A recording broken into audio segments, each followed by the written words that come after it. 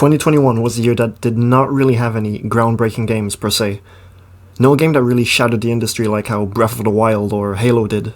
However, there were many highly anticipated games that, in the end, turned out to be really good. For me, my most anticipated game was from a franchise that I wasn't even into when it got announced, but I'm a really big fan of now. This game is none other than Resident Evil 8, or if we're gonna go by its box name, Village Resident Evil.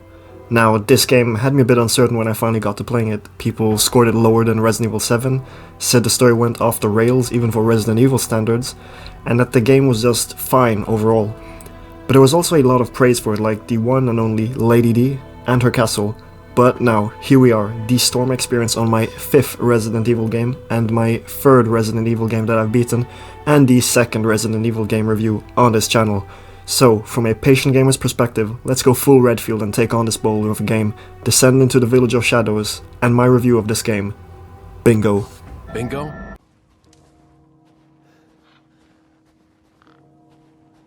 Where the hell am I? Village is a direct continuation of the story from Resident Evil 7, so before playing this game, it is expected that you do know what went down at the Baker house 3 years prior. As a bonus though, Resident Evil 8 does give you a recap story of the game if you wish to watch it, but ultimately you should be well acquainted with Resident Evil 7's story by either having played Resident Evil yourself or having watched a story breakdown prior to Village. So, you are Ethan Winters, and let me phrase that you are Ethan Winters, not playing as him, which is something I'll get into a bit later. Ethan has moved to some random place in Romania with his wife Mia and her daughter Rose under the protection of the boulder punching man himself, Chris Redfield. If you have seen the trailers, you know that Chris kills Mia, which you see in the trailers, and bada bing bada boom, you wake up in a crashed truck outside the village, and from there Ethan enters the village, finds a survivor, and then is thrusted into a village attack. And if that brings back some memories, that's because this is a callback to Resident Evil 4's intro. Let me say that Village takes a lot from Resident Evil 4, like its setting and other aspects, but I think this is a good place to stop and pause to talk about the intro of this game, as if not, we'd end up all the way into the first boss section. Resident Evil 8 does not just simply copy Resident Evil 4's intro, but fully immerses you into it through a first-person perspective, and along with Ethan's voice lines, you feel lost in a village in the middle of nowhere. Another difference is that in Resident Evil 8 Village Attack, you are weak when up against the Lycan werewolf people, compared to Leon in Resident Evil 4 who had Special Agent Deluxe powers, which is great to see how they've kept the hopelessness from that feeling of hopelessness from Resident Evil 7. I will be touching upon the other things that make Resident Evil 8's intro amazing in the other segments, but for a premise, this is a very well made, written, paced and executed intro sequence, and for many, the best part of the game. You get to shoot, jump through windows, block and so much more. You know what they say, having a great intro makes the rest of the game look even better, and, you know, I just made that up on a whim right there, but it's safe to say Resident Evil 8's intro was truly phenomenal.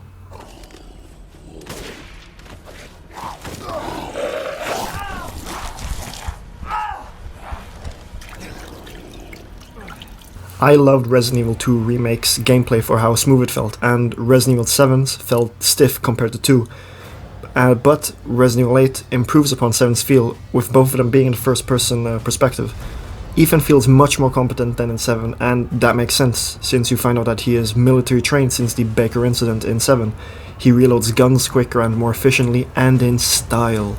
And I even think he shoots better, but all in all, it's so smooth and feels good. I think this is one of the most satisfying Resident Evil to play based on combat alone. It just feels good to play. One cool mechanic that was introduced in this game is the pushback function. In Resident Evil 7, Ethan could throw up his hands to block anything, from monster attacks to a literal chainsaw. Now, when timed correctly, Ethan can throw up his hands and then with a press of a button, throw hands and push enemies back to stun them for a bit. This makes taking on enemies less daunting and, along with the sheer quantity of them, makes it fun to blast them and take them on. Yes, this game is a lot more action, akin to how Resident Evil 4 was more action than its 3 predecessors, but it just feels good to play. Once again, I've brought up Resident Evil 4 because there are many similarities, but Village takes this inspiration and puts its own spin on it. One of these can be seen in the gameplay loop, and that is the merchant role, here known as the Duke. The Duke sells you a wide range of goods, from weapons to blueprints that help you craft ammo and such. The Duke also buys your treasures and can also help upgrade your weapons for extra oomph. These are all features that the merchant had in Resident Evil 4, and along with those features, the Duke introduces a new one: cooking. If you think that I've just listed all the abilities of a Minecraft character, think again, because the Duke's got it all. For cooking, you need to hunt animals that are roaming around the village, from fish to goats, and giving them to the Duke, he cooks up dishes that help you with your progress in the game. The dishes give you permanent stat buffs like increased block defense and increased movement speed, which all greatly help you as you play the game. Hunting was a fun pastime after beating the bosses and did not really interfere with the flow at all. Another thing with the Duke is that he actively contributes to the story of the game, which makes him a great addition, along with the services he provides. Fun fact, the Duke also does a callback to the merchant from Resident Evil 4. What are you buying? Just something an old friend of mine used to say. What are you buying? Upon returning to the village after a story segment, the game turns into a 3D Metroidvania of sorts. Exploring the areas gives you new items that you can use to open up more of the village. Wells can be explored with well cranks, doors can be opened with keys that you find, and so on. This encourages you to keep going back to the village after each segment, even though it is encouraged, it doesn't really force you to, and it gives you a good breather moment from the story for a bit, and it is very refreshing to do something different for a change, until you find some random optional boss roaming around the village. The fact that playing the game just feels so fun makes backtracking to the village not painful at all, but interesting to unlock more of the village and learn more of the lore behind it. The typical Resident Evil loop is also present here, with puzzles and so on. Although there aren't as many compared to its earlier titles, or even Resident Evil 7, the loop feels well made and balanced to keep you engaged throughout. But before we move on to the next section, there's one more thing I must touch upon, and that is the enemies, of course, specifically boss fights. Enemies here are fun to shoot at because they act like smart. They actively dodge and block your attacks, and whenever you miss a shot you feel like you're wasting your resources, that you're actually actively trying to sabotage yourself, like shooting yourself in the foot. But bigger and better than regular enemies are the boss fights, and they are truly epic. And I don't say that lightly. The Four Lords have some of the most grand and spectacular boss fights that I've played against, on level with final bosses from other games. Except for one which I'll talk about later, but the point still stands. The boss fights in this game are so well made, and this might be a mild spoiler out of context, but Heisenberg's boss fight, man, is up there as one of my favorite boss fights. Period. All in all, Resident Evil 8's gameplay is masterfully executed, making it never feel boring, and I have nothing bad to say about it. Oh, and a bonus mode for you guys that love mercenaries. It returns, and that's always a positive.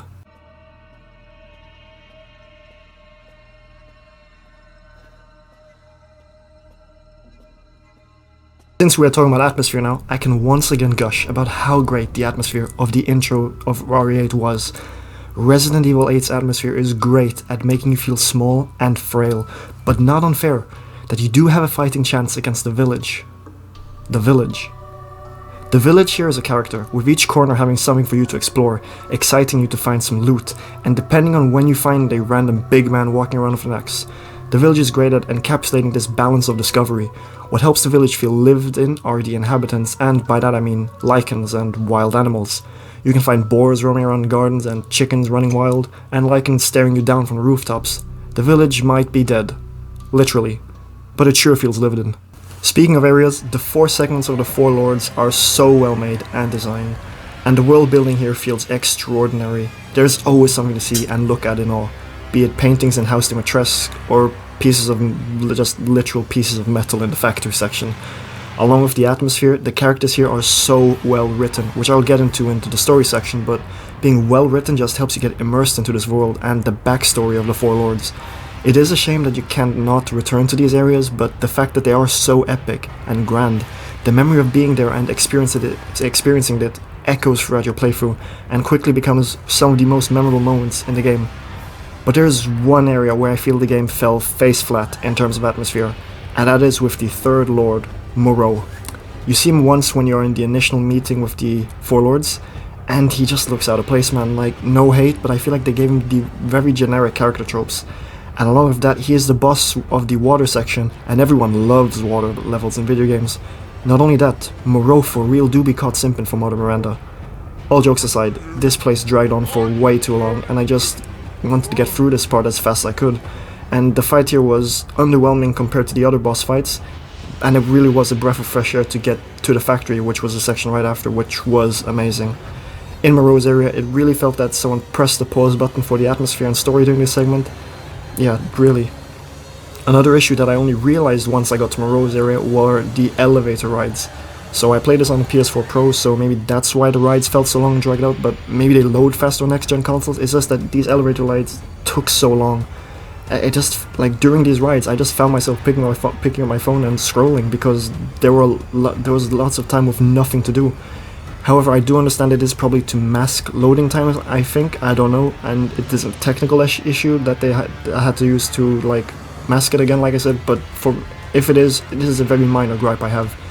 Lastly, we have sound. I don't have much to say other than there is a reason why Resident Evil 8 was nominated for Best Sound Design at the Game Awards. It's amazing. The guns all feel extremely real, the sound of nature everywhere makes you feel lost in ancient civilization, caverns echo and the bosses boom through your audio devices when you battle them. Along with that, there are a couple of tracks that go insanely hard, that you want to put your volume on max just because how great it feels to listen to anything in this game. This is especially present in certain places that has the scariest horror atmosphere where the sound helps it. I won't say where so that once you get there you won't know that it is this place that I'm talking about. This small part is easily top 3 scariest moments in gaming ever, period, based solely on the tension that it manages to create with very few jump scares. The voice actors did amazing jobs playing their characters, and I'll get into that shortly, but yeah, apart from Moreau being boring, Village's atmosphere is top-notch. Last chance. You don't want to find out what's in that hole. I'll take my chances. You're futile. We have now come to Resident Evil 8's story, and it is here where we see problems start to arise. I'll first talk about the story before moving on to the characters. So, as a whole, I think that the story is generally well paced. All the section of the Four Lords, except Moreau, keep the story intriguing and helped keep me invested as to what happens next and what wild Resident Evil turn of events will happen next. There are story elements that help connect this game to its prequel of 7 and other games in the Resident Evil franchise, and some of these parts are direct fan service. I'm sorry, but minor spoiler incoming, skip ahead half a minute to avoid it or something like that, but the part where you play as Chris Redfield is so sick. The whole game's tone shifts from being a horror action game to becoming the Redfield show. There's also dialogue with the squad members that reference older events and make these NPCs feel so much more human. It's such a cool moment and just shows how cool Chris is. But yeah, end of spoilers, back to the story. It is right before and towards the end of this certain segment where I feel the story just becomes a bit rushed and subpar writing compared to the rest of the game. There is a big reveal that happens which is foreshadowed. The reveal makes perfect sense but it's executed poorly. That's like, I just wanted to skip it so bad.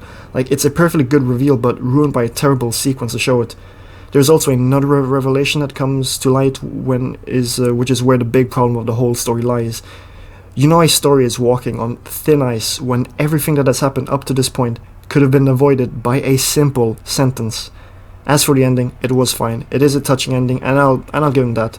3/4 of the story was great and well paced. It's just that around this time mark, the story just drops, that you forget about the good.